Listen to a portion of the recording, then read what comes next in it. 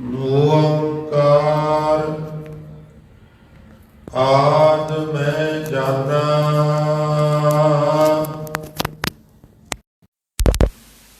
ਲਿਖ ਅਰ ਮੇਟੈ ਤਾਹੇ ਨਾ ਮਾਨਾ। ਓੰਕਾਰ ਆਦਿ ਮੈਂ ਜਾਣਾ,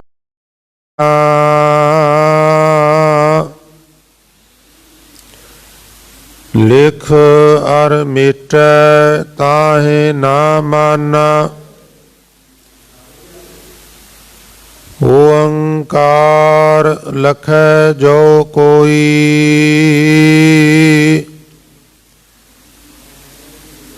ਸੋਈ ਲਖ ਮੇਟਣਾ ਨਾ ਹੋਈ।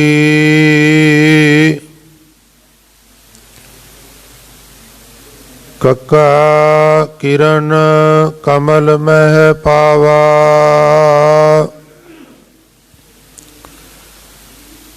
ਸਸ ਬਿਗਾਸ ਸੰਪਟ ਨਹੀਂ ਆਵਾ। ਹਰ ਜੇ ਤਹਾ ਕੁਸਮ ਰਸ ਪਾਵਾ,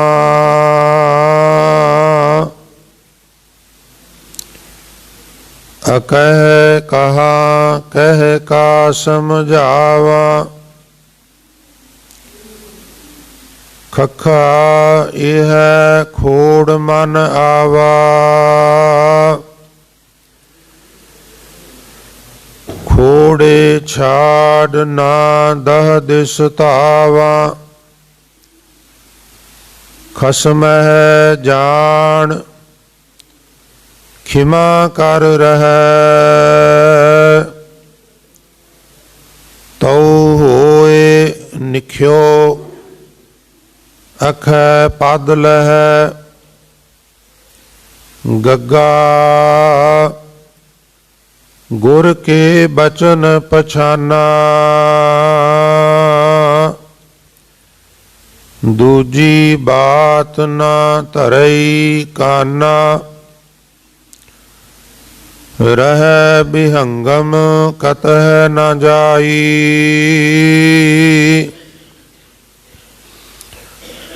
ਅਗਹ ਗਹਿ ਗਹਿ ਗਗਨ ਰਹਾਈ। ਰਹਿ ਬਿਹੰਗਮ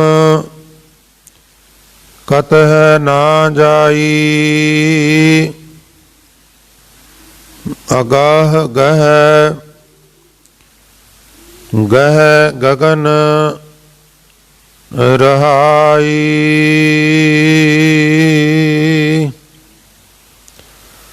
ਸੋ ਵਾਹਿਗੁਰੂ ਜੀ ਕਾ ਖਾਲਸਾ, ਵਾਹਿਗੁਰੂ ਜੀ ਕੀ ਫਤਿਹ। ਪਰਮ ਸਨਮਾਨਯੋਗ ਜੁਗੋ ਜੁਗ ਅਟਲ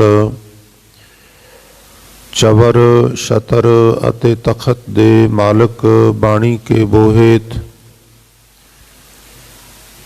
ਸਰਬ ਸਾਂਝੀਵਾਲਤਾ ਦੇ ਲਖਾਇਕ ਸ਼ਬਦ ਗੁਰੂ, ਦਸਾਂ ਹੀ ਪਾਤਸ਼ਾਹੀਆਂ ਦੀ ਜੋਤ, ਧੰਨ ਧੰਨ ਸ੍ਰੀ ਗੁਰੂ ਗ੍ਰੰਥ ਸਾਹਿਬ ਮਹਾਰਾਜ ਜੀ ਦੀ ਪਾਵਨ ਪਵਿੱਤਰ ਹਜ਼ੂਰੀ, ਗੁਰਦੁਆਰਾ ਦਮਦਮਾ ਸਾਹਿਬ, ਪਾਤਸ਼ਾਹੀ ਪਹਿਲੀ, ਪਾਤਸ਼ਾਹੀ ਛੇਵੀਂ, ਮਹਾਨ ਪਵਿੱਤਰ ਇਤਿਹਾਸਕ ਸਥਾਨ 'ਤੇ ਬਿਰਾਜਮਾਨ ਉਹ ਯਾਤਰਾ ਕਰ ਰਹੀ ਬਹੁਤ ਹੀ ਸਨਮਾਨਯੋਗ ਗੁਰੂ ਰੂਪ ਸਾਧ ਸੰਗਤ ਜੀ ਵਡਭਾਗੇ ਹੋ, ਜੋ ਅੰਮ੍ਰਿਤ ਵੇਲੇ ਦੀ ਸਾਂਭ ਸੰਭਾਲ ਕਰਦਿਆਂ ਹੋਇਆਂ ਨੀਂਦਰ ਆਲਸ ਆਦਿ ਦਾ ਤਰਕ ਤਿਆਗ ਕਰਕੇ ਉਦਮੀ ਬਣਦਿਆਂ ਹੋਇਆਂ ਗੁਰੂ ਚਰਨਾਂ ਵਿੱਚ ਪਹੁੰਚ ਕੇ ਆਪ ਜੀ ਨੇ ਗੁਰੂ ਸਵਾਰਿਆਂ ਤੋਂ ਆਸਾ ਕੀ ਵਾਰ ਦੇ ਸ਼ਬਦ ਕੀਰਤਨ ਸਰਵਣ ਕਰਕੇ ਲਾਹੇ ਪ੍ਰਾਪਤ ਕੀਤੇ ਹਨ। ਸੋ ਗੁਰਦੇਵ ਆਪ ਸਾਰੀਆਂ ਸੰਗਤਾਂ ਦੀ ਸੇਵਾ ਕਾਲ ਥਾਂ ਪਾਉਣ ਉਪਰੰਤ ਆਪ ਜੀ ਨੇ ਦਾਸ ਪਾਸੋਂ ਹੁਣੇ ਹੁਣੇ ਜੋ ਪਾਵਨ ਬਚਨ ਸਰਵਣ ਕੀਤੇ ਹਨ, ਗੁਰੂ ਰੂਪ ਸਾਧ ਸੰਗਤ ਜੀ ਇਹ ਪਵਿੱਤਰ ਬਚਨ राग गौड़ी पूर्वी 52 ਅੱਖਰੀ ਦੇ ਸਰਲੇਖ ਹੇਠ ਭਗਤ ਕਬੀਰ ਸਾਹਿਬ ਦੇ ਉਚਾਰਨ ਕੀਤੇ ਹੋਏ ਹਨ ਔਰ ਸ੍ਰੀ ਗੁਰੂ ਗ੍ਰੰਥ ਸਾਹਿਬ ਮਹਾਰਾਜ ਜੀ ਦੇ ਪਾਵਨ ਅੰਗ 340 ਤੇ ਇਹ ਪਵਿੱਤਰ ਬਚਨ ਦਰਜ ਵੀ ਹਨ।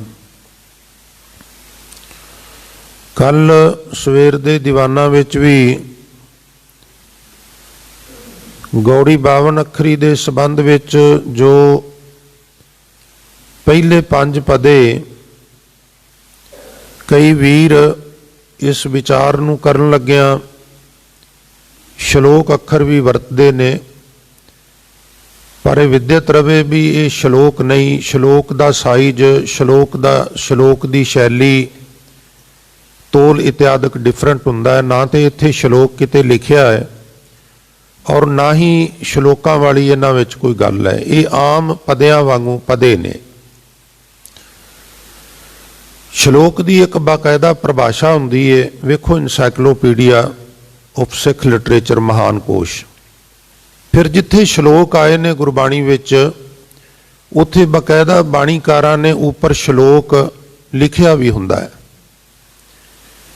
ਸੋ ਪਹਿਲੇ 5 ਪਦਿਆਂ ਦੀ ਵਿਚਾਰ ਆਪ ਜੀ ਦੇ ਚਰਨਾਂ ਵਿੱਚ ਰੱਖੀ ਸੀ, ਕਿਉਂਕਿ ਪ੍ਰੋਫੈਸਰ ਸਾਹਿਬ ਸਿੰਘ ਮੁਤਾਬਕ 52 ਅੱਖਰੀ ਦੇ ਜਿਹੜੇ ਪਹਿਲੇ 5 ਪਦੇ ਨੇ ਉਹ ਸਾਧ ਸੰਗਤ ਇਸ ਬਾਣੀ ਦੀ ਭੂਮਿਕਾ ਨੇ। ਤੋ ਭੂਮਿਕਾ ਵਜੋਂ ਕਬੀਰ ਸਾਹਿਬ ਨੇ ਬੜੀਆਂ ਆਲ ਪਤਾਲ ਦੀਆਂ ਗੱਲਾਂ ਗੁਰਬਾਣੀ ਵਿੱਚ ਅਕਾਲ ਪੁਰਖ ਬਾਰੇ ਬੜੀਆਂ ਪਤੇ ਦੀਆਂ ਗੱਲਾਂ ਕੀਤੀਆਂ ਨੇ, ਪਰ ਆਰੰਭ ਵਿੱਚ ਉਹ ਕਹਿੰਦੇ ਨੇ ਵੀ ਮੈਂ ਬੇਸ਼ੱਕ ਉਹਦੀ ਵਿਆਖਿਆ ਕਰਨ ਜਾ ਰਿਹਾ, ਪਰ ਉਸ ਅਕਾਲ ਪੁਰਖ ਨੂੰ ਅੱਖਰਾਂ ਵਿੱਚ ਸੀਮਤ ਨਹੀਂ ਕੀਤਾ ਜਾ ਸਕਦਾ। ਮੈਂ ਕੋਸ਼ਿਸ਼ ਕਰ ਰਿਹਾ, ਕੋਸ਼ਿਸ਼ ਕਰਨੀ ਚਾਹੀਦੀ ਹੈ, ਪਰ ਉਹ ਅੱਖਰਾਂ ਵਿੱਚ ਨਹੀਂ ਆ ਸਕਦਾ। 52 ਅੱਖਰ ਲੋਕ ਤਰੈ ਸਭ ਕੁਛ ਇਹ ਨਹੀਂ ਮਾਏ। ਇਹ ਜਿਹੜੇ 52 ਅੱਖਰ ਨੇ ਲਿਪੀਆਂ ਦੇ, ਸਾਰੇ ਸੰਸਾਰ ਦੀ ਕਾਰ ਇਹਨਾਂ ਵਿੱਚ ਚੱਲ ਸਕਦੀ ਹੈ। ਨਿਰੰਕਾਰ ਦੇ ਸੰਬੰਧ ਵਿੱਚ ਵੀ ਅੱਖਰ ਵਰਤੇ ਜਾ ਸਕਦੇ ਨੇ, ਪਰ ਇਸ ਤਰ੍ਹਾਂ ਨਹੀਂ ਜਿਸ ਤਰ੍ਹਾਂ ਸੰਸਾਰ ਦੇ ਸੰਬੰਧ 'ਚ ਵਰਤੇ ਜਾ ਸਕਦੇ ਨੇ। ਤੋ ਇਹ ਅੱਖਰ ਖਿਰ ਜਾਏਂਗੇ, ਉਹ ਅੱਖਰ ਇਨ ਮੈਂ ਨਾਹੇ। ਬੋਲਣ ਵਿੱਚ ਵੀ ਜੋ ਅੱਖਰ ਆਉਂਦੇ ਨੇ ਅਕਾਲ ਪੁਰਖ ਉਹਨਾਂ ਵਿੱਚ ਵੀ ਹੈ, ਔਰ ਜਿੱਥੇ ਅੱਖਰ ਮੁੱਕ ਜਾਂਦੇ ਨੇ ਉਹ ਅਵਸਥਾ ਵਿੱਚ ਜਦੋਂ ਕੋਈ ਅਕਾਲ ਪੁਰਖ ਤੱਕ ਪਹੁੰਚਦਾ ਤੇ ਉੱਥੇ ਵੀ ਅਕਾਲ ਪੁਰਖ ਵਿੱਚ ਮੌਜੂਦ ਹੁੰਦਾ। ਇਹਨੂੰ ਲਿਖਿਆ ਬੋਲ ਅਬੋਲ ਮੱਧ ਹੈ ਸੋਈ। ਉਹ ਬੋਲਾਂ ਦੇ ਵਿੱਚ ਵੀ ਹੈ ਔਰ ਜਿੱਥੇ ਬੋਲ ਨਾ ਹੋਣ ਉਹ ਉੱਥੇ ਵੀ ਹੈ। ਤੋ ਇਸ ਪ੍ਰਕਾਰ ਉਹਨਾਂ ਨੇ ਫਿਰ ਅੱਖਰਾਂ ਦੇ ਸੰਬੰਧ ਵਿੱਚ ਇਹ ਦੱਸ ਕੇ ਵੀ ਪ੍ਰਮਾਤਮਾ ਦੇ ਸੰਬੰਧ ਵਿੱਚ ਅੱਖਰ ਬਾਉਣੇ ਹੋ ਜਾਂਦੇ ਨੇ। ਫਿਰ ਇਹ ਆਖਿਆ ਵੀ ਅੱਖਰਾਂ ਬਿਨਾ ਗੁਜ਼ਾਰਾ ਵੀ ਨਹੀਂਗਾ।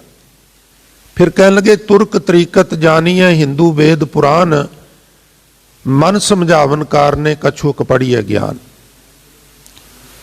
ਭਾਈ ਤੁਰਕ ਲੋਕ ਜਿਹੜੇ ਨੇ ਉਹ ਪਹਿਲਾਂ ਸ਼ਰੀਅਤ, ਫਿਰ ਤਰੀਕਤ, ਫਿਰ ਮਾਰਫਤ, ਫਿਰ ਹਕੀਕਤ, 4 ਉਹਨਾਂ ਦੀਆਂ ਸਟੇਜਾਂ ਨੇ।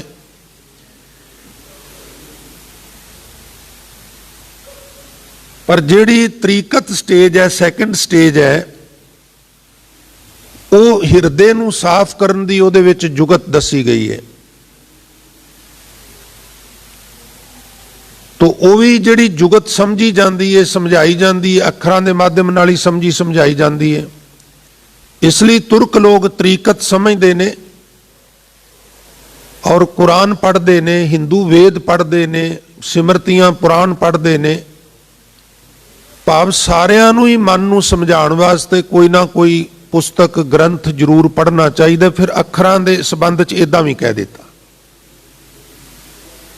ਤਾਂ ਮੈਂ ਬੇਨਤੀ ਕਰਾਂ ਵੀ ਇੱਧਰ ਕੋਈ ਸਿੰਘ ਸ਼ਾਇਦ ਬਚਨ ਬਲਾਸ ਕਰਦੇ ਨੇ, ਉਹਨਾਂ ਨੂੰ ਮੇਰੀ ਬੇਨਤੀ ਹੈ ਵੀ ਭਾਈ ਥੋੜ੍ਹਾ ਜਿਹਾ ਹਟ ਕੇ ਕਰ ਲਓ ਤਾਂ ਕਿ ਇੱਥੇ ਡਿਸਟਰਬੈਂਸ ਨਾ ਹੋਵੇ, ਜਾਂ ਫਿਰ ਤੁਸੀਂ ਕਰ ਲਓ। ਚਲੋ ਮੈਂ ਅੱਜ ਟਾਲ ਕਰ ਦੇਣਾ, ਤੁਹਾਡੇ ਬਚਨ ਸੁਣ ਲੈਂਦੇ ਆ। ਚਾਹੀਦਾ ਤੇ ਵੀ ਕਥਾ ਇੱਦਾਂ ਦੀ ਬੇਨਤੀ ਕਰਨੀ ਹੋਈ ਨਾ ਪਵੇ। पर पता नहीं क्यों सवेरे शाम लगातार बेनतियां करी दियां ने, फिर भी सानू ये भुल जाता है बई असी एक ऐसे स्थान ते हुण मान लिया असी जिहड़े सत्कार दीयां गल्लां करने फलाणे थां ते इदां हो गया उहनूं गोली मार दिओ, फलाणे थां ते इदां हो गया उहनूं साड़ दिओ, बेअदबी हो गई है। प्यारिओ, बेअदबी कल्ली अग लाण नाल नहीं हुंदी, वो तो बेअदबी है ही है। तुसी जज कोल जाओ, उत्थे चूं करके विखाओ मैनूं। तुसी कोर्ट रूम च एंटर हो जाओ, उत्थे कोई चूं करके विखा दे, ਐਨ ਸਾਹ सूते हुंदे ने सारिਆਂ ने। पर जे असी गुरु ग्रंथ साहब सच्चे पातशाह नूं इस तरह वाकई कोई हस्ती समझीए तो की फिर इत्थे अनुशासन डिसिपलिन असी ना रखीए? कोई डिसिपलिन नहीं। क्यों? क्योंकि ये कहण दीयां गल्लां ने, बेअदबी, अदब, सत्कार, बेसत्कार। उंज बेहोशी दे आलम विच जिहड़ी जिंदगी है साडी वो बशर हो रही है, बेहोशी दे आलम विच। थोड़ी बहुती सेवा कर लई, फिर सानू अधिकार मिल गया भी असी जिन्नी मर्जी डिस्टर्बेंस कर सकते हैं। तो मेथों नहीं इस तरह हुंदा, मेरी ये मजबूरी है, मैं इस तरह के वातावरण च नहीं कर पावांगा। तो ये जरूर इन्हां नूं बेनती की जाए, कौन करेगा मैनूं नहीं पता, पर यह गलत है। एक बच्चा क्लासरूम विच डिस्टर्ब करे तो अध्यापक कोल अधिकार है, उन्होंने कहंदा गेट आउट, चल बाहर हुणे। पर पता नहीं सानू की हो गया, बेअदबी बेअदबी। वो बेअदबी तो चलियो तुसी रोज करते हो, जज दे सामने जाके तुहाडे साह सुक जाते हैं, गुरु ग्रंथ साहब दे सामने तुसी उच्ची उच्ची कूकां मार मार के गल्लां करते हो और वक्त जाया करते हो, तो तुसी बेअदबी नहीं करते तो होर की करते हो? होर बेअदबी किस तरह हुंदी है?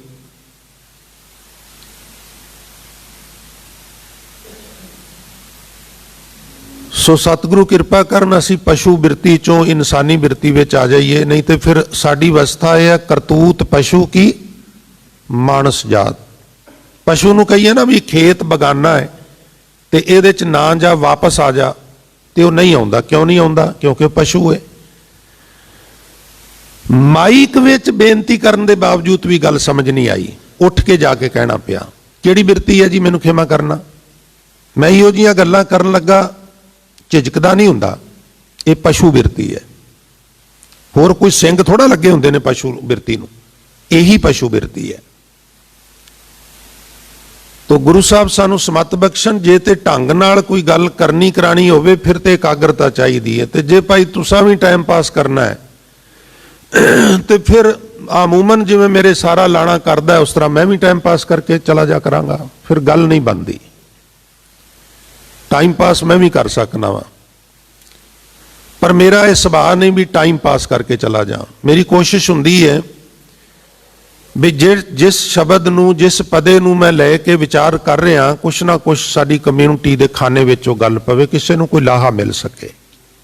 बहुत सारे कथावाचक वीर ने वो उड़ीकदे रहिंदे ने भी कदों उस पदे दी विचार आवे, असीं उहनूं सुणीए। वो रोज़ सवेरे शाम फोन आउंदे ने, रिकॉर्डिंग कर लो जी, भेज दिओ जी, कर दिओ। उन्हां दा भी ध्यान हुंदा मैनूं।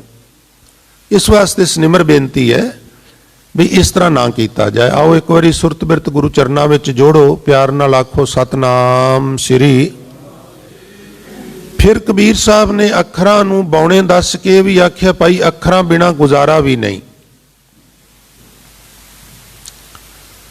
तुरक तरीकत जानिए हिंदू वेद पुराण, मन समझावन कारने कछूक पढ़िए ज्ञान। प्रोफैसर साहब सिंह मुताबक इथों तक भूमिका है सत्संग पंजां पदियां तक। हुण असल विच वो 52 अखरी की गल शुरू करन लगे ने।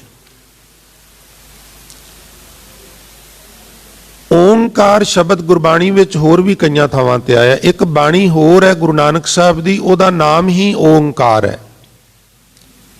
थोड़ा जिहा सुर ते जोर दे के बेनती सुनियो। वैसे आम तौर पर टेबल टाक विच उहनूं दखणी ओंकार कह दिंदे आ। असल च ओदा जिहड़ा शीर्षक है वह है राम कली दखणी ओंकार। असल च राम कली दखणी राग है। राम कली कला नहीं हुंदा, राम कली दखणी भी हुंदा है। वो थोड़ा जिहा शब्द अगे पिछे लिखण करके वो भुलेखा लगदा है। ਬਾਣੀ ਦਾ ਨਾਮ ਕੱਲਾ ਓਂਕਾਰ ਹੈ।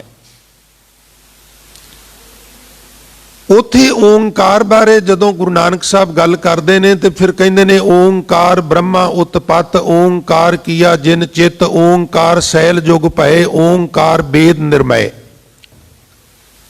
ਓਂਕਾਰ ਮੀਨਸ ਪ੍ਰਮਾਤਮਾ। ਹੁਣ ਭਗਤ ਕਬੀਰ ਸਾਹਿਬ ਮਹਾਰਾਜ ਅੱਜ ਦੇ ਬਚਨਾਂ ਵਿੱਚ ਕੀ ਬਖਸ਼ਿਸ਼ ਕਰਦੇ ਨੇ, ਓਂਕਾਰ ਆਦ ਮੈਂ ਜਾਨਾ, ਲਿਖ ਅਰ ਮੇਟੈ ਤਾਹੇ ਨਾ ਮਾਨਾ। ਓਂਕਾਰ ਮੀਨਸ ਪ੍ਰਮਾਤਮਾ, ਵਾਹਿਗੁਰੂ, ਅਕਾਲ ਪੁਰਖ। ਮੈਂ ਉਸ ਅਕਾਲ ਪੁਰਖ ਵਾਹਿਗੁਰੂ ਨੂੰ ਜਾਣਨਾ ਜਿਹੜਾ ਆਦ ਤੋਂ ਹੈ, ਜਿਹੜਾ ਮੁੱਢ ਤੋਂ ਹੈ, ਜਿਹੜਾ ਸਦੀਵੀ ਹੈ, ਜਿਸ ਨੂੰ ਗੁਰੂ ਨਾਨਕ ਸਾਹਿਬ ਮਹਾਰਾਜ ਆਦ ਸੱਚ ਜੁਗਾਦ ਸੱਚ ਹੈ ਭੀ ਸੱਚ, ਨਾਨਕ ਹੋਸੀ ਭੀ ਸੱਚ। ਮੈਂ ਉਸ ਓਂਕਾਰ ਨੂੰ ਮੰਨਦਾ ਹਾਂ, ਮੈਂ ਉਸ ਓਂਕਾਰ ਨੂੰ ਜਾਣਦਾ ਹਾਂ, ਮੈਂ ਦੂਜਿਆਂ ਨੂੰ ਨਹੀਂ ਜਾਣਦਾ। ਭਾਵ ਮੈਂ ਉਸ ਦਾ ਪੁਜਾਰੀ ਹਾਂ। ਸੈਂਸ ਇਹ ਹੈ। ਹੁਣ ਪਤੇ ਦੀ ਗੱਲ ਇਹ ਲਿਖੀ ਵੀ ਲਿਖ ਅਰ ਮੇਟੈ ਤਾਹੇ ਨਾ ਜਾਨਾ। ਜਿਸ ਤਰ੍ਹਾਂ ਕੋਈ ਚੀਜ਼ ਲਿਖ ਦੇਣੀ ਸਾਧ ਸੰਗਤ ਜੀ, ਫਿਰ ਲਿਖ ਕੇ ਉਹਨੂੰ ਮਿਟਾ ਦੇਣੀ। ਇਸ ਤਰ੍ਹਾਂ ਹੁਣ ਜਿਹੜੇ ਅਸੀਂ ਜੀਵ ਹਾਂ, ਸਾਨੂੰ ਪ੍ਰਮਾਤਮਾ ਪਹਿਲਾਂ ਲਿਖਦਾ ਹੈ ਫਿਰ ਮਿਟਾਉਂਦਾ ਹੈ, ਭਾਵ ਪਹਿਲਾਂ ਬਣਾਉਂਦਾ ਹੈ ਫਿਰ ਵਿਨਾਸ਼ ਕਰਦਾ ਹੈ। ਕਬੀਰ ਸਾਹਿਬ ਦੇ ਕਹਿਣ ਦਾ ਭਾਵ ਇਹ ਹੈ ਵੀ ਜਿਹੜਾ ਜਨਮ ਲੈਂਦਾ ਹੈ ਤੇ ਫਿਰ ਮਰਦਾ ਹੈ ਨਾ, ਮੈਂ ਉਹਨੂੰ ਈਸ਼ਵਰ ਕਰਕੇ ਨਹੀਂ ਜਾਣਦਾ। ਈਸ਼ਵਰ ਜੰਮਦਾ ਨਹੀਂ, ਈਸ਼ਵਰ ਮਰਦਾ ਵੀ ਨਹੀਂਗਾ। ਔਰ ਜਿਹੜਾ ਜਨਮ ਲੈਂਦਾ ਫਿਰ ਮਰਦਾ ਹੈ ਉਹ ਈਸ਼ਵਰ, ਕਿਉਂਕਿ ਇਨਸਾਨ ਨੇ ਕਈ ਵਾਰ ਇਨਸਾਨ ਨੂੰ ਹੀ ਈਸ਼ਵਰ ਬਣਾ ਦਿੱਤਾ, ਪਰਮਾਤਮਾ ਬਣਾ ਦਿੱਤਾ। ਇਸ ਵਾਸਤੇ ਕਬੀਰ ਸਾਹਿਬ ਕਹਿੰਦੇ ਨੇ ਲਿਖ ਅਰ ਮੇਟੈ, ਜਿਹੜਾ ਲਿਖਿਆ ਜਾਂਦਾ ਹੈ ਜਨਮ ਲੈ ਲੈਂਦਾ ਹੈ, ਮੇਟੈ ਮਿਟ ਜਾਂਦਾ ਹੈ, ਡੈਥ ਹੋ ਜਾਂਦੀ ਹੈ। ਤਾਹੇ ਨਾ ਜਾਨਾ, ਮੈਂ ਉਹਨੂੰ ਨਹੀਂ ਜਾਣਦਾ, ਮੈਂ ਉਹਨੂੰ ਨਹੀਂ ਮੰਨਦਾ। ਮੈਂ ਅਵਿਨਾਸ਼ੀ ਖੇਮ ਚਾਹੇ ਜੇ ਨਾਨਕ, ਜਿਹੜਾ ਅਵਿਨਾਸ਼ੀ ਖੇਮ ਦੇਣ ਵਾਲਾ ਹੈ, ਜਿਹੜਾ ਆਪ ਵੀ ਅਵਿਨਾਸ਼ੀ ਹੈ, ਅਕਾਲ ਪੁਰਖ, ਮੈਂ ਉਹਨੂੰ ਮੰਨਣਾ ਵਾ। ਹੁਣ ਤੁਸੀਂ ਮੇਰਾ ਖਿਆਲ ਹੈ ਹਫ਼ਤਾ 10 ਦਿਨ ਪਹਿਲਾਂ ਇੱਕ ਸ਼ਬਦ ਸਰਵਣ ਕੀਤਾ ਹੈ ਜਿਹਦੀ ਅਸੀਂ ਵਿਚਾਰ ਕਰ ਰਹੇ ਸਾਂ, ਕਬੀਰ ਸਾਹਿਬ ਦਾ ਹੀ ਸ਼ਬਦ ਹੈ। ਉੱਥੇ ਕਬੀਰ ਸਾਹਿਬ ਨੇ ਇੱਕ ਬਹੁਤ ਵੱਡੇ ਸਨਾਤਨ ਮਤ ਦੇ ਇੱਕ ਬਹੁਤ ਵੱਡੇ ਸਾਰੇ ਭਰਮ ਦਾ ਖੰਡਨ ਕੀਤਾ। 184 ਜੀ ਜੋਨ ਮੈਂ ਪ੍ਰਮਤ ਨੰਦ ਬਹੁ ਥਾਕੋ ਰੇ, ਭਗਤ हेत अवतार लियो है, भाग बड़ो बपरा को रे। तुम जो कहत हो नंद को नंदन, नंद सो नंदन काको रे। तरन आकाश दसो दिस नाही, तब ए नंद कहाँ थोरे। संकट नहीं परै जोन नहीं आवे, नाम निरंजन जाको रे। कबीर को स्वामी ऐसो ठाकुर, जाको माई न बापो रे। बिल्कुल इन्हां पंक्तियां दी ओ शब्द व्याख्या करदा, और ओ शब्द दी प्रौढ़ता गुरु सवारी साध संगत ये पंक्तियां कर दियां ने। तुसी कहंदे हो भी पहला 84 लाख जूनां दे विच भटकदियां नंद जिहड़ा उहनूं मनुखा जन्म मिलिया। नंद वो व्यक्ति है जिहदे घर पुत्र बन के कृष्ण जी ने जन्म लिया सी। इहदी माता दा नाम देवकी सी और पिता दा नाम नंद सी। और चूंकि इन्हों जन्म जिस माँ बाप ने दिता उन्होंने कोल फिर रहे नहीं, इन्हों बचाण वास्ते मामे कंश तो फिर इन्हों किते रखना पिया। तो जिस कपल ने इन्हों पालिया वो भी माँ प्यो ही हो गया। उस व्यक्ति का नाम वासदेव है और स्त्री का नाम यशोदा है। तो ये मैं अर्ज करद्या कई बार कन्फ्यूजन होंदी है। दो माँ ने, दो बाप ने, एक जन्म देन वाले ने, एक पालन वाले ने। देवकी और नंद जन्म देन वाले ने और वासुदेव और यशोदा श्री कृष्ण नूं पालन वाले ने। हुण नंद दे घर पुत्र बन के जन्म लेंदे ने श्री कृष्ण जी। लोगों ने कहना शुरू कर दिता भी परमात्मा ने नंद दे घर बच्चे दे रूप में जन्म लिया। भगत कबीर साहब कटाक्ष करते हैं कि तुसी कहंदे हो भी नंद जी पहला 84 लाख जूना भटकते रहे, फिर उन्होंने मनुखा जन्म मिलिया, उन्होंने बड़ी भगती की ते उन्हों की भगती तो खुश हो के निरंकार उन्हों के घर पुत्र बन के जन्म लिया। 184 जी जोन मैं भ्रमत नंद बहु ठाकोरे, भगत हेत ओदी भगती वाल वेख के अवतार लियो है, भाग बड़ो बपरा के उस विचारे दे मानो भाग जाग गए। ये तुसी कहंदे हो? वो कहंदे जी तुसी की कहंदे हो? वो कहंदे मैं कहना तुम जो कहत हो नंद को नंदन, नंद सो नंदन का कोरे। तुसी कहंदे हो परमात्मा नंद दा पुत्र है, फिर नंद की दा पुत्र है? और होर सुनो, धरन आकाश दसो दिस नाही, तब ये नंद कहां थोरे।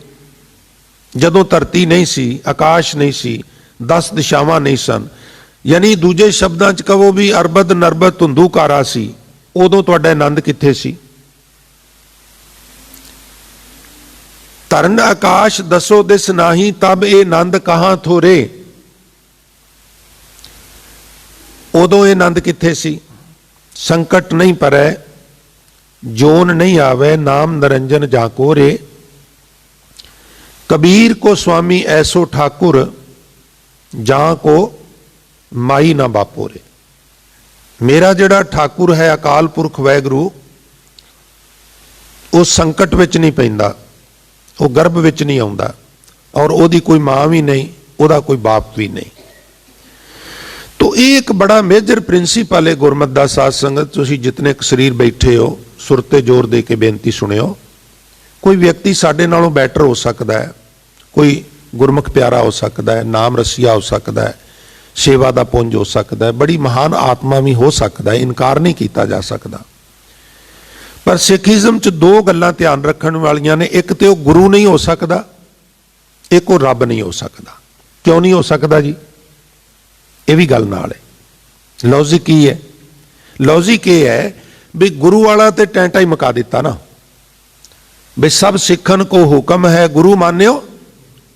हुण तुसीं वेखो भी, वो तुसीं कथा सुनी है ना, भी कोई माई किसी बाबे कोल चली गई ते वो कहने लगे भी दसो माता जी की हुक्म है। वो कहने लगे संत जी हुक्म कोई नहीं, बेनती है भी मैं तुहानू गुरु धारण करना है। वो कहने लगा भी तुहाडी उम्र तो काफ़ी हो गई है, तुसीं अजे कोई गुरु धारण किया नहीं? आखन लगी कीता सी, मैं जदों छोटी सां ते साडे माता पिता ने किसी नूं गुरु धारण किया सी, मैं भी नाल गई सां, मैं भी उन्होंने गुरु धारण किया सी। फिर कुछ समा पा के वो गुजर गए। फिर मेरा विआह होया ते असां दूहां जियां ने फिर गुरु धारण किया, फिर वो भी गुरु मर गया।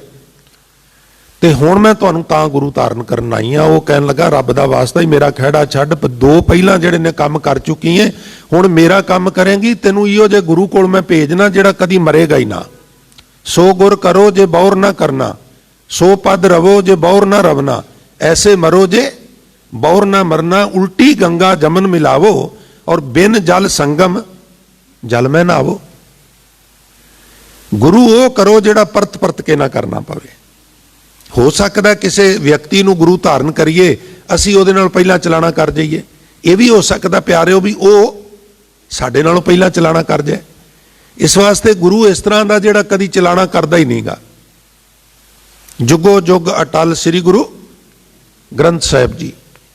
हाँ, उंज जिहड़े नाम रसीए ने, चंगे पुरख ने, सेवा वाले ने, उच्ची अवस्था वाले ने, उन्हां दा सत्कार करना, उन्हां कोलों कुछ असीस लैनी, उन्हां कोलों कुछ सीखना, वो एक डिफरेंट स्टोरी है।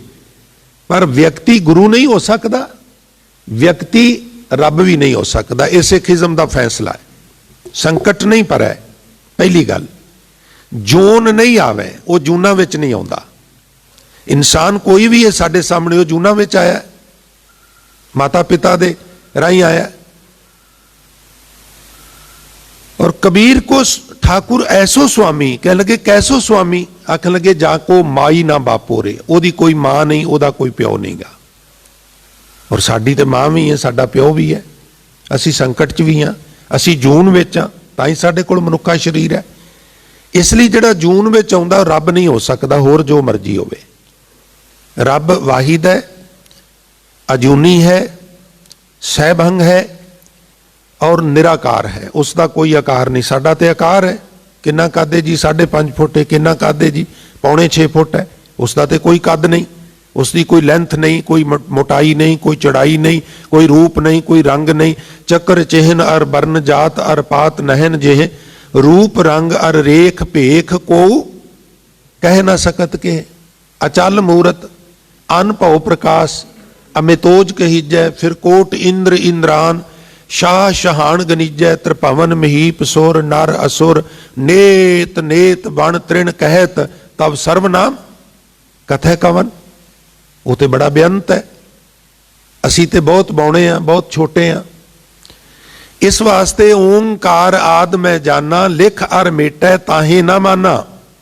जिदा जन्म हुंदा है फिर मरदा है, जिहड़ा लिखिया जांदा है फिर मेटिया जांदा है, मैं उन्होंने नहीं मानदा।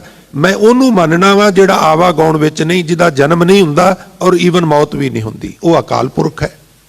भाव कबीर साहब कहते मैं अकाल दा पुजारी हाँ। सानू भी तो साध संगत यही हुक्म है ना, पूजा अकाल की, परचा शब्द का, दीदार खालसे का।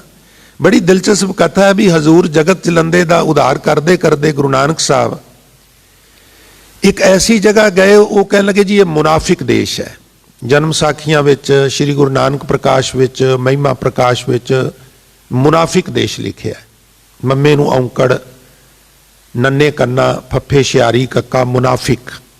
मैं जदों पहली बार इनू पढ़िया तो उथे नानक प्रकाश विच स्पष्ट अर्थ नहीं सन दिते, फिर मैनू एनसाइक्लोपीडिया वेखना पिया।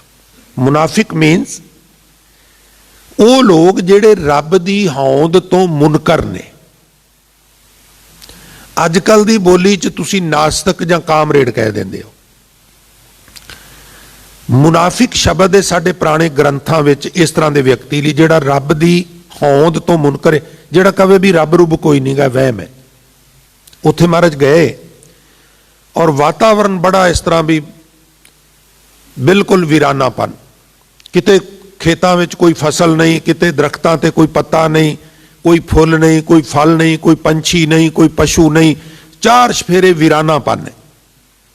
हजूर बार बार नगर दे एक थां ते टिक गए और हजूर नूं वेख के नेड़ेों एक व्यक्ति खेतों चों आया, उन्हें मत्था टेकिया, गेरुए रंग के कपड़े ने, दो फकीर ने, धार्मिक लोग ने।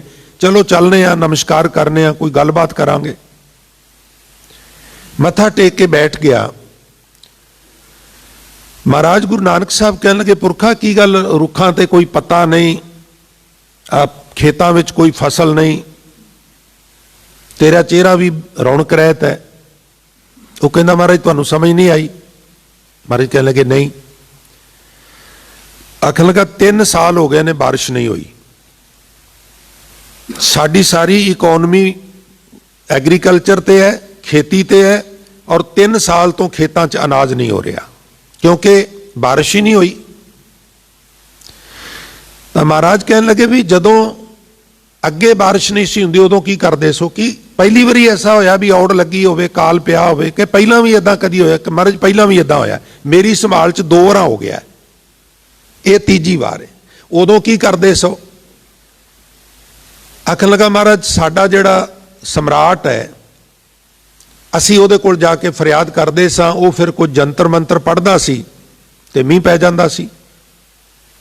महाराज कहने लगे समस्या भी मौजूद है, समाधान भी है, ऐदकी भी उहदे कोल जाना सी, वो कोई जंतर मंतर पढ़दा ते मींह पै जांदा। महाराज गए सां, उन्हें कोशिश भी कीती है पर मींह नहीं पिया। गुरु नानक साहब कहने लगे फिर तुसी करतार अगे अरदास करनी सी। हुण करतार शब्द उन्हें कन्नां च पहली बार पिया सी। वो कहने लगा करतार सो कौन, ते पौन कहा न नैन लहा, न कान सुना, इस देश कबै न आए रहा, न दान किसू ते दीन तदा। जिवें किसी नूं बिच्छू डंग मार दे ना, करतार शब्द सुन के इस तरह तरब के आखन लगा जी करतार कौन है, ते पौन कहा, उहदा घर कित्थे है, रहिंदा कित्थे है। उन्हें समझिया भी साडे राजे वांगू ही कोई करतार भी किसी जून विच होवेगा, उहदा भी किते घर होवेगा। वो कहने लगा करतार सो कौन, ते पौन कहा, पौन मीन जिथे घर है, न नैन ला न का, असी कदी अखां नाल ओनू वेख्या ही नहीं, असी कदी कन्नां नाल ओनू सुनिया भी नहीं। और इस देश कबे ने आए रहा, तुहाडा वाकब होवेगा, साडे देश ते कदी आया ही नहींगा। न दान किसू ते दीन तदा, साडा राजा ते कदी कदी दान भी करदा है। और जिस करतार दी तुसी गल करदे हो उन्हें सानू कदी दान दिता ही नहीं। हजूर कहन लगे वो करतार तेरे विच बोल रहा है, मेरे विच बोल रहा है, वो व्यापक है, जरे जरे विच, बेर बेर विच। जाओ नगर नूं इकट्ठा करो, ओर पोर करके कड़ाह प्रसाद की देग बना के लियाओ, आपां सारे रल के अरदास करांगे, मींह पवेगा।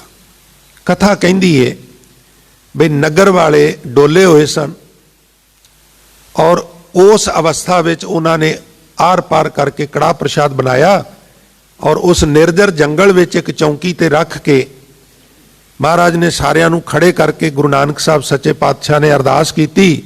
और कथा कहती है भी जदों अरदास करके झुके ते झुक के उपर उठे ते नेत्र खोले ते कालियां घटा छाइयां हुई सन और मोहले तार मींह पिया। लोग खुश होए। हजूर ने कीर्तन पूजा वालों हटा के मुनाफिक देश के लोगों को अकाल के चरणों नाल जोड़िया। भाई तुसी कहंदे हो कौन है, कित्थे रहिंदा है, सुनिया नहीं, वेख्या नहीं, कदी उहदे नाल मुलाकात नहीं हुई, ये मींह उसे ने पवाया, मैं तो सिर्फ उहदे अगे फरियाद की, मैं नहीं पवाया। क्या उठ उठ देखो बपड़े इस मेघे हाथ के छनाहे, जिन ये मेघ पठाया ते राखो मन माहे। ये बदलों नूं भेजण वाला कोई होर है। पै विच इंद फिरै सिर भार, ये इंद्र ये बदल सिर परने उहदे भै विच, उहदे हुक्म विच, उहदी आग्या विच ही फिर रहे ने। जिथे वो हुक्म करे उत्थे वरदे ने, जिथे ना करे उत्थे नहीं वरदे। पूजा अकाल की, परचा शब्द का, दीदार खालसे का। असी अकाल नाल जुड़ना है। वो अकाल जिहड़ा अरदासां सुन के मींह भी पा दिंदा है, वो अकाल जिहड़ा अणमंगिया दान देवना, उस अकाल दे लड़ लाया सानू गुरु नानक साहब ने। और कबीर साहब महाराज अज उस गल ते जोर दे रहे ने, ओंकार आद मैं माना, लिख अर मेटै ताहे ना जाना। जिहड़ा जन्म लैके मरदा है उन्होंने मैं रब करके नहीं पूजदा। मैं प्यार सारियां नाल करना, सत्कार सारियां दा करना वा, पर जिहड़ा जन्म लैके मरदा है उन्होंने रब करके नहीं मैं पूजदा, प्यार जरूर करना वा। हुण अगे की बख्शिश करदे ने, ओंकार लखै जो कोई, सोई लख मेटना ना होई। जे कोई व्यक्ति उस ओंकार विच सुरत जोड़ लै, लखै मैंने वैसे अखरी अर्थ हुंदे ने साध संगत जी, वेखना। ओंकार लखै, जे कोई उस ओंकार नूं लख लै, वेख लै, यानी समझ लवे, सुरत विच टिका लवे, ते फिर वो जिहड़ी सुरत बन जाती है ना, पक जाती है, वो सुरत का भी नाश नहीं हुंदा। इहदे अर्थ ने ओंकार लखै जो कोई, सोई लख, जदों वो लख लैंदा है, जदों वो समझ लैंदा है, जदों उन्होंने सुरत विच टिका लैंदा है, मेटना ना होई। फिर वो सुरत विचों मिटदा नहींगा, फिर उहदे नाल उहदा पक्का नाता बन जाता है। जिवें ना साध संगत भावें डर करके ही पहाड़े याद कीते सन, एक दूनी दूनी दो दूनी, भुले नहीं ना। इस तरह जे अभ्यास हो जाए फिर सुरत पक जाती है। जदों सुरत पक जाती है फिर सुरत विचों जांदा नहींगा।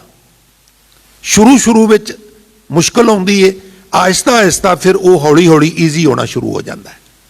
कबीर साहब अज ये गल कह रहे हैं भी सोई लख मेटना ना होई। जदों फिर उन्होंने लख लईए, समझ लईए, सुरत च टिका लईए, फिर काम कार करदिआं भी वो सुरत चों जांदा नहींगा। फिर उठत बैठत सोवत ध्याइए और मार्ग चलत हरे हर गाइए वाली अवस्था बन जाती है। हुण ये ऊड़े अखर तो जिहड़ा उपदेश देना सी वो दे लिया। हुण कक्के अखर की वारी। कक्का किरण कमल मैं पावा, सस विगास संपट नहीं आवा। एक इत्थे कमल का जिक्र हो गया है, एक सस का जिक्र हो गया। सस नाम चंद्रमे का है। चंद्रमे की रोशनी च जिहड़ा फुल खिड़दा है उहदा नाम कमी है। ਕੱਕਾ, ਮੰਮਾ ਤੇ ਬਿਹਾਰੀ। ਜਿਹੜਾ ਸੂਰਜ ਦੀ ਰੋਸ਼ਨੀ 'ਚ ਫੁੱਲ ਖਿੜਦਾ ਉਹਨੂੰ ਅਸੀਂ ਕਮਲ ਜਾਂ ਕਵਲ ਕਹਿੰਦੇ ਆ। ਕਮਲ ਰਾਤ ਨੂੰ ਆਪਣਾ ਪਰਿਵਾਰ ਸਮੇਟ ਲੈਂਦਾ, ਬੁੱਝ ਜਾਂਦਾ ਹੈ, ਠੇਠ ਪੰਜਾਬੀ 'ਚ ਕਹੀਏ ਮੀਟਿਆ ਜਾਂਦਾ ਹੈ। ਪਰ ਕਮੀ ਖਿੜਦੀ ਹੀ ਰਾਤ ਨੂੰ ਹੈ, ਦਿਨੇ ਨਹੀਂ ਖਿੜ। ਤੁਸੀਂ ਬਾਣੀ 'ਚ ਇੱਕ ਸ਼ਬਦ ਪੜ੍ਹਿਆ ਹੋਵੇਗਾ, ਕੌਲ ਤੂੰ ਹੈ ਕਵੀਆ ਤੂੰ ਹੈ। ਕੌਲ ਵੀ ਤੂੰ ਹੈ, ਕਮੀ ਵੀ ਤੂੰ ਹੈ। ਰਾਤ ਨੂੰ ਖਿੜਨ ਵਾਲਾ ਫੁੱਲ ਵੀ ਤੂੰ ਹੈ, ਦਿਨ ਵੇਲੇ ਖਿੜਨ ਵਾਲਾ ਫੁੱਲ ਵੀ ਤੂੰ ਹੈ। ਕਿਉਂ? ਕਿਉਂਕਿ ਜਿਹੜਾ ਜਮਾਲ ਮਿਲਦਾ ਹੈ ਔਰ ਜਲਾਲ ਮਿਲਦਾ ਹੈ, ਸੂਰਜ ਚੋਂ ਜਲਾਲ ਮਿਲਦਾ ਹੈ, ਚੰਦਰਮੇ ਚੋਂ ਜਮਾਲ ਮਿਲਦਾ ਹੈ। ਜਲਾਲ ਵੀ ਤੂੰ ਹੈ, ਜਮਾਲ ਵੀ ਤੂੰ ਹੈ। ਰਾਤ ਨੂੰ ਵੀ ਫੁੱਲ ਤੂੰ ਖੜਾਨਾ ਹੈ ਔਰ ਦਿਨੇ ਵੀ ਤੂੰ ਖੜਾਨਾ। ਉੱਥੇ ਇਹਦੇ ਅਰਥ ਨੇ, ਇੱਥੇ ਹੋਰ ਨੇ। ਕੱਕਾ ਕਿਰਨ ਕਮਲ ਮੈਂ ਪਾਵਾ। ਜਿਵੇਂ ਕੌਲ ਫੁੱਲ ਨੂੰ ਸੂਰਜ ਦੀਆਂ ਕਿਰਨਾਂ ਮਿਲਦੀਆਂ ਨੇ ਤੇ ਉਹ ਖਿੜ ਜਾਂਦਾ ਨਾ ਪਿਆਰਿਓ, ਇਸ ਤਰ੍ਹਾਂ ਜਿਸ ਹਿਰਦੇ ਕੌਲ ਨੂੰ ਪਰਮਾਤਮਾ ਦੀਆਂ ਕਿਰਨਾਂ ਮਿਲ ਜਾਣ, ਉਹ ਫਿਰ ਹਿਰਦਾ ਕੌਲ ਵੀ ਖਿੜ ਜਾਂਦਾ। ਕੱਕਾ ਕਿਰਨ ਕਮਲ ਮੈਂ ਪਾਵਾ, ਸਸ ਵਿਗਾਸ ਸੰਪਟ ਨਹੀਂ ਆਵਾ। ਸੰਪਟ ਕਹਿੰਦੇ ਨੇ ਡੱਬੇ ਨੂੰ। ਰਾਤ ਨੂੰ ਆਪਣੇ ਆਪ ਨੂੰ ਡੱਬੇ ਨੂੰ ਬਣਾ ਲੈਂਦਾ ਨਾ, ਪਰ ਜੇ ਇਹਨਾਂ ਕਿਰਨਾਂ ਨੂੰ ਕੋਈ ਸੰਭਾਲ ਲਵੇ, ਕਬੀਰ ਸਾਹਿਬ ਕਹਿੰਦੇ ਨੇ ਸੂਰਜ ਦੀਆਂ ਕਿਰਨਾਂ ਜਿਹੜੀਆਂ ਨੇ ਉਹ ਦਿਨੇ ਮਿਲਦੀਆਂ ਨੇ, ਫੁੱਲ ਖਿੜਦਾ, ਰਾਤ ਨੂੰ ਮੀਟਿਆ ਜਾਂਦਾ। ਜੇ ਪ੍ਰਮਾਤਮਾ ਦੇ ਨਾਮ ਰੂਪੀ ਕਿਰਨਾਂ ਮਿਲ ਜਾਣ, ਉਹ ਦਿਨੇ ਵੀ ਮਿਲਦੀਆਂ ਨੇ, ਰਾਤ ਵੀ ਮਿਲਦੀਆਂ ਨੇ, ਇਸ ਲਈ ਫਿਰ ਇਹ ਰਾਤ ਨੂੰ ਵੀ ਖਿੜਿਆ ਰਹਿੰਦਾ। ਇੰਜ ਸਮਝ ਲਓ। ਸਸ ਵਿਗਾਸ, ਵਿਗਾਸ ਮੈਨੇ ਬਿਗਸਦਾ ਹੈ, ਬਿਗਸਦਾ ਮੈਨੇ ਖਿੜਦਾ ਹੈ। ਸਸ ਚੰਦਰਮਾ, ਚੰਦਰਮੇ ਦਾ ਪਹਿਰਾ ਅਮੂਮਨ ਰਾਤ ਨੂੰ ਹੁੰਦਾ ਹੈ। ਸੰਪਟ ਨਹੀਂ ਆਵਾ, ਫਿਰ ਉਹ ਸੰਪਟ ਨਹੀਂ ਬਣਦਾ, ਡੱਬਾ ਨਹੀਂ ਬਣਦਾ, ਮੀਟਿਆ ਨਹੀਂ ਜਾਂਦਾ, ਫਿਰ ਉਹ ਰਾਤ ਨੂੰ ਵੀ ਖਿੜਿਆ ਰਹਿੰਦਾ। ਔਰ ਅਰਜੇ ਤਹਾਂ ਕੁਸਮ ਰਸ ਪਾਵਾ। ਔਰ ਜੇ ਤਹਾਂ ਅਤੇ ਜੇ ਉਸ ਅਵਸਥਾ ਵਿੱਚ ਕੁਸਮ ਫੁੱਲ ਰਸ ਪਾਵਾ, ਜਿਵੇਂ ਕੌਲ ਫੁੱਲ ਖਿੜਦਾ ਹੈ ਤੇ ਭੌਰਾ ਉਹਦਾ ਆਨੰਦ ਲੈਣ ਵਾਸਤੇ ਜਾਂਦਾ ਹੈ, ਰਸ ਚੂਸਦਾ ਹੈ, ਸੁਗੰਧੀ ਲੈਂਦਾ ਹੈ। ਜੇ ਕਿਤੇ ਇਹ ਵੈਗੁਰੂ ਦੀ ਯਾਦ ਦੀਆਂ ਕਿਰਨਾਂ ਨਾਲ ਮੇਰਾ ਹਿਰਦਾ ਕੌਲ ਖਿੜ ਜਾਏ ਔਰ ਮੈਂ ਉੱਥੇ ਪਹੁੰਚ ਜਾ, ਉਹਦਾ ਆਨੰਦ ਲੈ ਲਵਾਂ, ਤੇ ਫਿਰ ਉਹ ਆਨੰਦ ਕਿਸ ਤਰ੍ਹਾਂ ਦਾ ਹੈ? ਅਕਹ ਕਹਾਂ ਕਹਿ ਕਾ ਸਮਝਾਵਾਂ। ਉਹ ਗੱਲ ਫਿਰ ਕਹਿਣ ਵਿੱਚ ਨਹੀਂ ਆ ਸਕਦੀ, ਉਹ ਅਕਹਿ ਗੱਲ ਹੈ। ਜੇ ਮੈਂ ਕਿਸੇ ਨੂੰ ਸਮਝਾਣੀ ਚਾਹਾਂ ਤੇ ਫਿਰ ਮੈਂ ਉਹ ਸਮਝਾ ਨਹੀਂ ਸਕਦਾ। ਯਾਨੀ ਉਹ ਅਵਸਥਾ ਇਸ ਤਰ੍ਹਾਂ ਦੀ ਹੈ ਵੀ ਜਿਸਨੇ ਉਹ ਅਵਸਥਾ ਮਾਣੀ ਹੈ, ਪੂਰਾ ਪੂਰਾ ਪਤਾ ਉਸੇ ਨੂੰ ਹੀ ਹੁੰਦਾ ਹੈ, ਦੂਸਰੇ ਨੂੰ ਉਹਦੇ ਬਾਰੇ ਪਤਾ ਨਹੀਂ ਲੱਗਦਾ।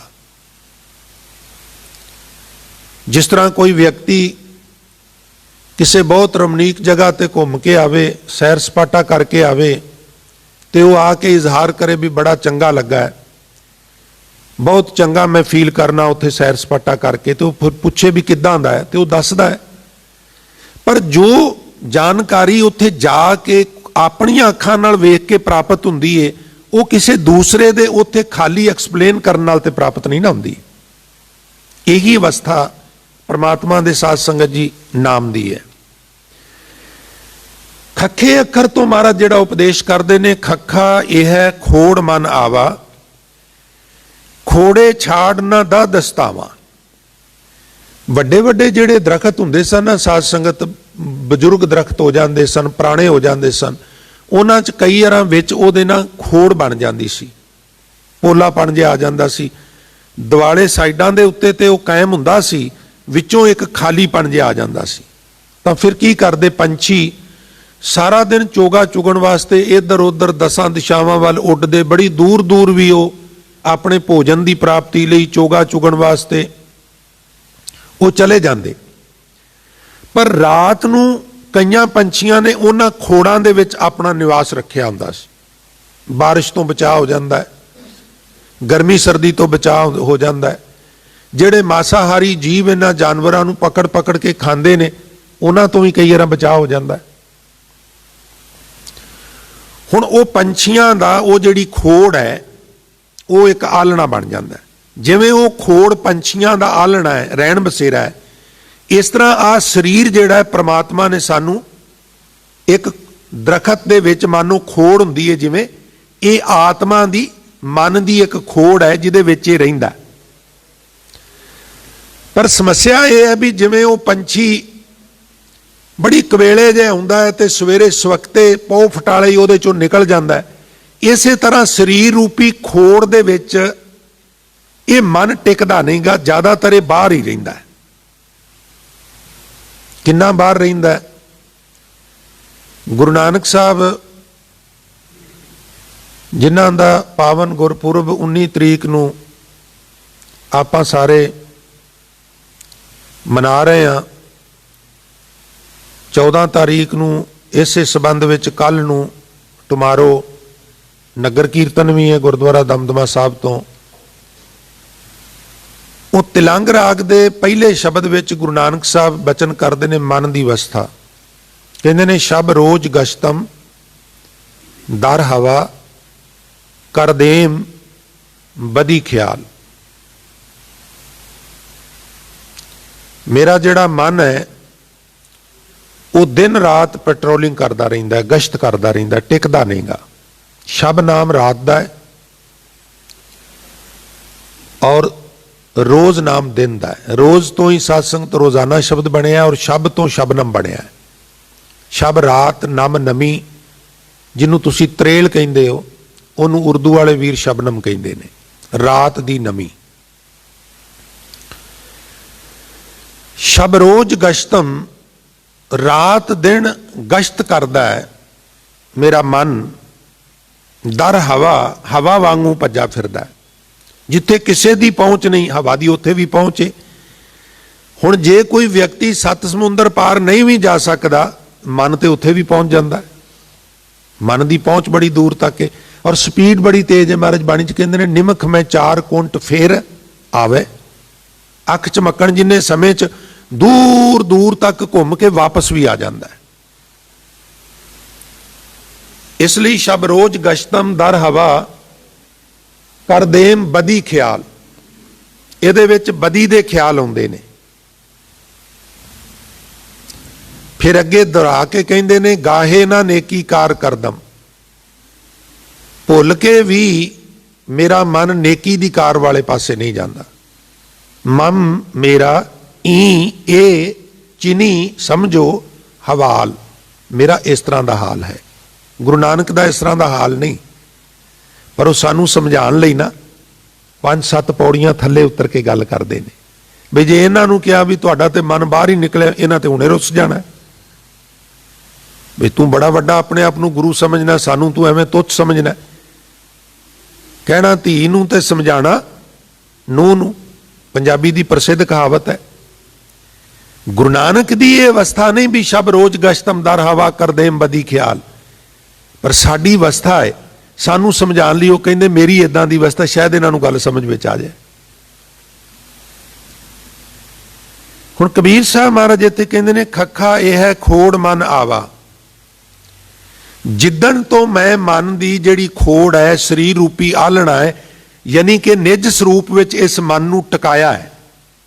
पहलां ते भज्जा फिरदा सी, हुण खखा, खखे नूं ते छड्ड दिओ ना भी खखा अखर तो उपदेश है, होर कोई मतलब नहीं इहदा। यह है खोड़ मन आवा, ये मन हुण खोड़ विच आ गया है, यानी कि परमात्मा विच टिक गया, इंज कह लो। हुण की करदा, खोड़े छाड़ ना दा दिसतावा, हुण निज स्वरूप नूं छड्ड के परमात्मा दे चरनां विच ध्यान नूं छड्ड के मेरा मन 10 दिशावां वल नहीं दौड़दा, हुण टिक गया है। और जदों प्यारे होए टिक जांदा है ना, उदों फिर क्या बात है। जे भटकदा है ते नुकसान करदा है, टिक जाए तो इहो ही मन लाभ भी करदा है। जरिया मन नहीं बनना है, नेकी दा जरिया भी मन है प्यारिओ, बदी दा जरिया भी मन है। जे कोई बाणी पढ़दा है तो वह भी मन सुरत करके ही पढ़दा है, नाम जपदा है तो मन करके ही पढ़दा है। तो मन नूं सिर्फ कड़ियाला पा के काबू करना, इनू मार नहीं देना। हुण खोड़ा छाड़ ना दह दिसतावा, खसमै जान ਖਿਮਾ ਕਰ ਰਹਿ। ਇੱਥੇ ਜਿਹੜਾ ਪਾਠ ਹੈ ਖਿਮਾ ਵੱਖਰਾ ਹੈ ਤੇ ਕਰ ਵੱਖਰਾ ਹੈ, ਕੱਕਾ ਰਾਰੇ ਨੂੰ ਸ਼ਿਆਰੀ। ਤੋ ਇੱਥੇ ਮੈਂ ਇੰਨੀ ਅਰਜ਼ ਕਰਦਿਆਂ ਵੀ ਸਾਡੇ ਗੁਰਮਤ ਸਮਝਣ ਸਮਝਾਉਣ ਵਾਲੇ ਲੋਕਾਂ ਦੇ ਵਿੱਚ ਹੁਣ ਤੱਕ, ਆਉਣ ਵਾਲੇ ਸਮੇਂ ਤੇ ਵਾਹਿਗੁਰੂ ਕਿਸ ਤਰ੍ਹਾਂ ਦਾ ਕ੍ਰਿਸ਼ਮਾ ਕਰਦੇ ਕੁਝ ਕਹਿ ਨਹੀਂ ਸਕਦੇ, ਹੁਣ ਤੱਕ ਪ੍ਰੋਫੈਸਰ ਸਾਹਿਬ ਸਿੰਘ ਦਾ ਕੋਈ ਸਾਨੀ ਨਹੀਂ ਹੋਇਆ। ਉਹਨਾਂ ਨੇ ਖਿਮਾਕਰ ਇਕੱਠਾ ਪਾਠ ਕੀਤਾ ਹੈ, ਜਿੱਥੇ ਉਹਨਾਂ ਨੇ ਸਟੀਕ ਕੀਤਾ ਹੈ ਉੱਥੇ ਵੀ ਉਹਨੂੰ ਕਹਿ ਕੇ ਬਕਾਇਦਾ ਪ੍ਰੈਸ ਵਾਲੇ ਨੂੰ ਵੀ ਖਿਮਾ ਤੇ ਕਰ ਵਿੱਚ ਸਪੇਸ ਨਹੀਂ ਹੋਣਾ ਚਾਹੀਦਾ, ਖਿਮਾਕਰ ਇਕੱਠਾ ਹੋਣਾ ਚਾਹੀਦਾ। ਖਿਮਾਕਰ ਦੇ ਅਰਥ ਨੇ ਖਿਮ ਜਮਾ ਆਕਰ। ਖਿਮ मैंने ਖਿਮਾ, ਆਕਰ मैंने ਸੋਮਾ। ਖਿਮਾ ਦਾ ਸੋਮਾ ਕੌਣ ਹੈ? ਖਿਮਾ ਦਾ ਸੋਮਾ ਪਰਮਾਤਮਾ। ਪਰਮਾਤਮਾ ਖਿਮਾ ਦਾ ਸੋਮਾ ਕਿਵੇਂ ਹੈ? ਜਿਵੇਂ ਮਾਂ ਬੱਚੇ ਨੂੰ ਮਾਫ ਕਰ ਦਿੰਦੀ ਹੈ, ਔਗਣ ਨਹੀਂ ਚਿਤਾਰਦੀ। ਬਾਣੀ ਚ ਮਹਾਰਾਜ ਕਹਿੰਦੇ ਉਹਦਾ ਵੀ ਸੁਭਾਅ ਮਾਂ ਵਰਗਾ ਹੈ। ਜੇ ਅਤ ਕਰੋਪ ਕਰੇ ਕਰ ਧਾਇਆ ਤਾਂ ਪੀ ਚੀਤ ਨਾ ਰਾਖਸ ਮਾਇਆ। ਤੋ ਖਿਮਾਕਰ ਮੈਨੇ ਖਿਮਾ ਦਾ ਸੋਮਾ, ਖਿਮਾ ਦਾ ਕਰ। ਖਸਮੈ ਜਾਣ, ਹੁਣ ਮੈਂ ਨਿਜ ਸਰੂਪ ਚ ਟਿਕ ਕੇ ਤੇ ਖਸਮ ਨੂੰ ਸਮਝ ਲਿਆ, ਮਾਲਕ ਨੂੰ ਜਾਣ ਪਛਾਣ ਬਣਾ ਲਈਏ ਮਾਲਕ ਨਾਲ।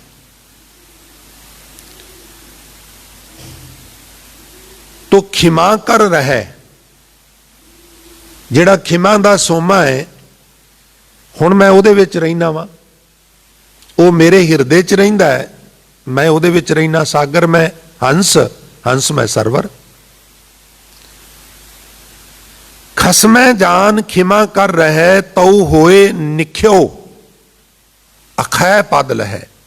ਜਦੋਂ ਇਹ ਅਵਸਥਾ ਬਣ ਗਈ ਨਾ, ਕਿਹੜੀ? ਪਹਿਲੀ ਇਹ ਹੈ ਖੋੜ ਮਨ ਆਵਾ, ਮਨ ਪ੍ਰਭੂ ਦੇ ਚਰਨਾਂ 'ਚ ਟਿਕ ਗਿਆ।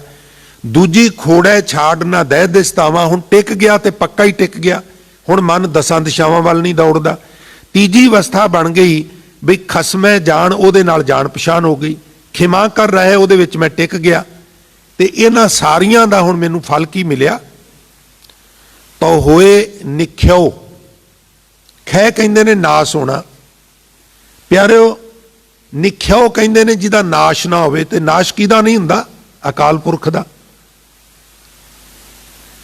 ਉਹ ਜਿਹੜਾ ਅਕਾਲ ਪੁਰਖ ਹੈ, ਜਿਹੜਾ ਕਦੀ ਖੈ ਨਹੀਂ ਹੁੰਦਾ, ਜਿਹੜਾ ਕਦੀ ਨਸ਼ਟ ਨਹੀਂ ਹੁੰਦਾ, ਜਿਹੜਾ ਕਦੀ ਨਾਸ਼ ਨਹੀਂ ਹੁੰਦਾ,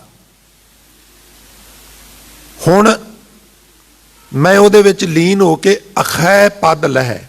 ਖੈ ਮੈਨੇ ਨਾਸ਼ ਹੋਣਾ, ਖੈ ਦੇ ਗੇਤਰ ਐੜਾ, ਅਖੈ ਜਿਹਦਾ ਨਾਸ਼ ਨਹੀਂ ਹੁੰਦਾ। ਹੁਣ ਮੈਂ ਵੀ ਉਹਦੇ ਵਾਂਗੂ ਅਵਿਨਾਸ਼ੀ ਹੋ ਗਿਆ ਵਾਂ। ਉਹਦਾ ਵੀ ਨਾਸ਼ ਨਹੀਂ ਹੁੰਦਾ, ਜਿਹਦਾ ਨਾਸ਼ ਨਹੀਂ ਹੁੰਦਾ ਉਹ ਅਵਿਨਾਸ਼ੀ ਹੈ। ਤੇ ਕਿਉਂਕਿ ਉਹਦਾ ਨਾਸ਼ ਨਹੀਂ ਹੁੰਦਾ, ਮੈਂ ਉਹਦੇ ਚ ਹਲੂਲ ਹੋ ਗਿਆ, ਹੁਣ ਮੇਰਾ ਵੀ ਨਾਸ਼ ਨਹੀਂ ਹੋਣਾ। ਮੇਰਾ ਤੇ ਉਹਦਾ ਅਸਲਾ ਇੱਕੋ ਹੀ ਸੀ। ਇਤਨਾ ਫਰਕ ਸੀ ਵੀ ਉਹ ਸਾਗਰ ਸੀ, ਮੈਂ ਕੱਪੜੇ ਸੁਕਾਉਣ ਵਾਲੀ ਜਿਹੜੀ ਤਾਰ ਹੈ ਉਹਦੇ ਨਾਲ ਲਟਕੀ ਹੋਈ ਇੱਕ ਪਾਣੀ ਦੀ ਬੂੰਦ ਸਾਂ। ਪਰਿਭਾਸ਼ਾ ਉਹਦੀ ਵੀ H2O ਸੀ, ਪਰਿਭਾਸ਼ਾ ਮੇਰੀ ਵੀ H2O ਹੀ ਹੈ। ਵਿੱਤ ਦਾ ਫਰਕ ਹੈ, ਮੇਰੀ ਥੋੜੀ ਸੀ, ਉਹਦੀ ਜ਼ਿਆਦੀ ਸੀ। ਹੁਣ ਜਦੋਂ ਬੂੰਦ ਨੂੰ ਉਹਦੇ ਵਿੱਚ ਡੇਗ ਦਿੱਤਾ, ਹੁਣ ਬੂੰਦ ਸਾਗਰ ਬਣ ਗਈ, ਹਲੂਲ ਹੋ ਗਈ। ਹੁਣ ਮੈਂ ਵੀ ਉਹਦੇ ਵਰਗਾ ਹੀ, ਹੁਣ ਮੈਂ ਬੂੰਦ ਨਹੀਂ, ਹੁਣ ਮੈਂ ਸਾਗਰ ਹਾਂ। ਹਰ ਹਰ ਜਨ ਦੋਏ ਏਕ ਹੈ, ਬਿਬ ਵਿਚਾਰ ਕਛ ਨਾਹੇ। ਜਲ ਤੇ ਉਪਜ ਤਰੰਗ ਜਿਉ ਜਲ ਹੀ ਵਿਖੇ ਸਮਾਹੇ। ਹੁਣ ਇਹ ਅਵਸਥਾ ਬਣ ਗਈ ਹੈ। ਤੋ ਅਗਲਾ ਜਿਹੜਾ ਬਚਨ ਹੈ ਕਬੀਰ ਸਾਹਿਬ ਦਾ, ਗੱਗਾ ਗੁਰ ਕੇ ਬਚਨ ਪਛਾਨਾ, ਦੂਜੀ ਬਾਤ ਨਾ ਧਰੀ ਕਾਨਾ, ਇਹਦੀ ਵਿਚਾਰ ਆਪਾਂ ਕੱਲ ਕਰਾਂਗੇ। ਕਿਉਂਕਿ ਸਮਾਂ ਸਮਾਪਤ ਹੈ, ਲਿਹਾਜ਼ਾ ਮੈਂ ਵਿਚਾਰਾਂ ਨੂੰ ਇੱਥੇ ਸੰਕੋਚਨ ਦੀ ਆਪ ਜੀ ਤੋਂ ਸਾਧ ਸੰਗਤ ਆਗਿਆ ਚਾਹੁੰਦਾ ਹਾਂ। ਸੋ ਆਓ ਗੁਰੂ ਸਵਾਰਿਆਂ ਤੋਂ ਗੁਰਬਾਣੀ ਕੀਰਤਨ ਸਰਵਣ ਕਰੀਏ। ਔਰ ਸਾਧ ਸੰਗਤ ਬੇਨਤੀ ਹੈ, ਜੋ YouTube ਚੈਨਲ, ਫੇਸਬੁੱਕ ਔਰ YouTube ਤੇ SMZ ਨਿਊਜ਼ ਚੈਨਲ ਚੱਲਦਾ ਹੈ, ਇਹ ਨੌਜਵਾਨ ਇੱਥੋਂ ਸੇਵਾ ਕਰਦਾ ਹੈ ਰੋਜ਼। ਤੋ ਇਹਦੀ ਹੌਸਲਾ ਅਫਜ਼ਾਈ ਵਾਸਤੇ ਪਿਆਰਿਓ ਇਹਨੂੰ ਸਬਸਕ੍ਰਾਈਬ ਕਰ ਦਿਆ ਜੇ, ਸ਼ੇਅਰ ਕਰ ਦਿਆ ਜੇ। ਸੇਵਾਵਾਂ ਚੱਲ ਰਹੀਆਂ ਨੇ ਭਾਈ, ਜੋ ਗੁਰੂ ਘਰ ਦੇ ਵਿੱਚ ਕੰਸਟਰਕਸ਼ਨ ਦੀਆਂ ਉਹਦੇ ਵਾਸਤੇ ਪਿਆਰਿਓ ਮਾਇਆ ਦੀ ਲੋੜ ਹੈ। ਸੋ ਬਹੁਤੇ ਚੋਂ ਬਹੁਤਾ, ਥੋੜ੍ਹੇ ਚੋਂ ਥੋੜ੍ਹਾ ਹਿੱਸਾ ਪਾ ਕੇ ਗੁਰੂ ਕੀਆਂ ਖੁਸ਼ੀਆਂ ਪ੍ਰਾਪਤ ਕਰੋ ਜੀ। ਪ੍ਰਬੰਧਕਾਂ ਨੂੰ ਧੰਨਵਾਦੀ ਬਣਾਓ।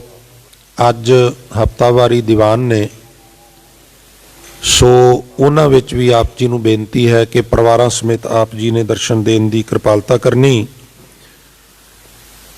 ਉਹ ਗੁਰੂ ਕੇ ਲੰਗਰ ਵੀ ਅਟੁੱਟ ਵਰਤਦੇ ਨੇ ਭਾਈ। ਸੋ ਇਹ ਸਾਰੀਆਂ ਸੇਵਾਵਾਂ ਜੋ ਹਫ਼ਤਾਵਾਰੀ ਦੀਵਾਨ ਵਿੱਚ ਗੁਰੂ ਕੇ ਲੰਗਰਾਂ ਦੀ ਸੇਵਾ ਹੈ, ਉਹ ਕੋਈ ਪਰਿਵਾਰ ਸੇਵਾ ਲੈਣੀ ਚਾਹੁੰਦਾ ਹੋਵੇ ਉਹ ਹੇਠਾਂ ਦਫ਼ਤਰ ਸੰਪਰਕ ਕਰ ਸਕਦਾ ਹੈ। ਇਸੇ ਪ੍ਰਕਾਰ ਜੋ ਕੰਸਟਰਕਸ਼ਨ ਦੀਆਂ ਸੇਵਾਵਾਂ ਚੱਲ ਰਹੀਆਂ ਨੇ ਭਾਈ, ਉਹਨਾਂ ਵਾਸਤੇ ਵੀ ਆਪ ਜੀ ਹਿੱਸਾ ਪਾਉਣ ਲਈ ਹੇਠਾਂ ਦਫ਼ਤਰ ਵਿੱਚ ਉਹ ਸਾਹਮਣੇ ਕਾਰ ਸੇਵਾ ਵਾਲਿਆਂ ਦੇ ਸੇਵਾਦਾਰ ਬੈਠੇ ਨੇ। ਇਹ ਸੇਵਾਵਾਂ ਕਿਤੇ ਵੀ ਦੇ ਕੇ ਆਪ ਜੀ ਰਸੀਦ ਪ੍ਰਾਪਤ ਕਰ ਸਕਦੇ ਹੋ ਜੀ। ਸੋ ਭੁੱਲਾਂ ਗਲਤੀਆਂ ਦੀ ਮੁਆਫੀ ਬਖਸ਼ਿਸ਼ ਕਰਨੀ ਜੀ। ਆਓ ਅੰਤ ਗੁਰੂ ਫਤਿਹ ਦੀ ਸਾਂਝ ਕਰਦੇ ਹੋਏ ਆਗਿਆ ਦਿਓ ਜੀ। ਵਾਹਿਗੁਰੂ ਜੀ ਕਾ ਖਾਲਸਾ,